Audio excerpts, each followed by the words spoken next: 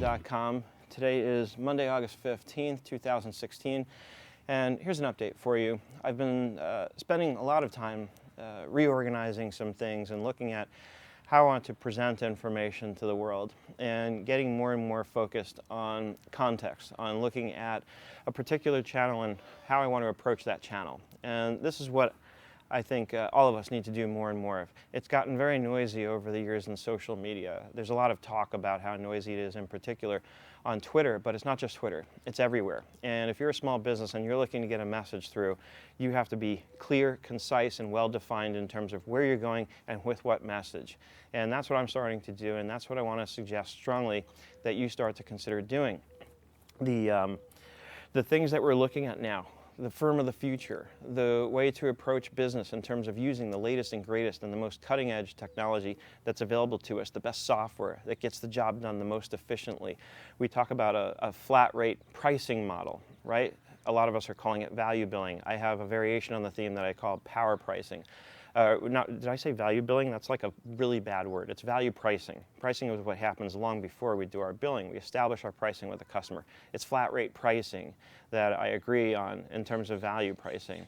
It's some of the philosophy that goes behind how we come up with it, where I depart from the basic methodology as I understand it behind how you arrive at your pricing when you're sort of following the theme of value pricing, if you will. So my objective is to put the power back into the hands of the consultant and encourage you to decide what gets you excited to do the work.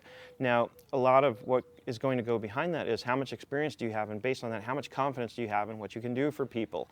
And a lot of that's going to come from acquiring more and more skills and learning how to use more and more applications, learning how to put these ecosystems together for our clients to make things run more efficiently.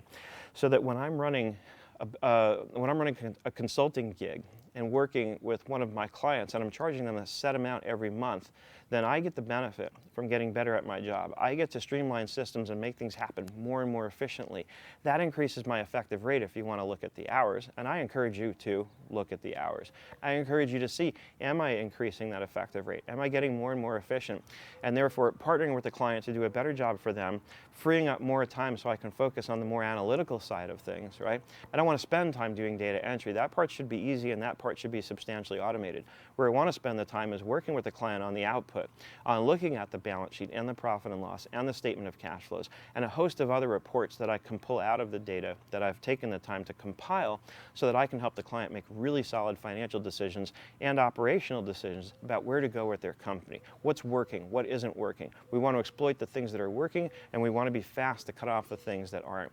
That's what a firm of the future does. This is the way we're headed this day and age, and this is what I'm encouraging all of you to do, starting right now if you haven't already. Think about this, make some notes, jot down some ideas about how you can become more of a cutting edge firm, more of the firm of the future, or better yet, more of a firm of the here and now. I'll see you on the web.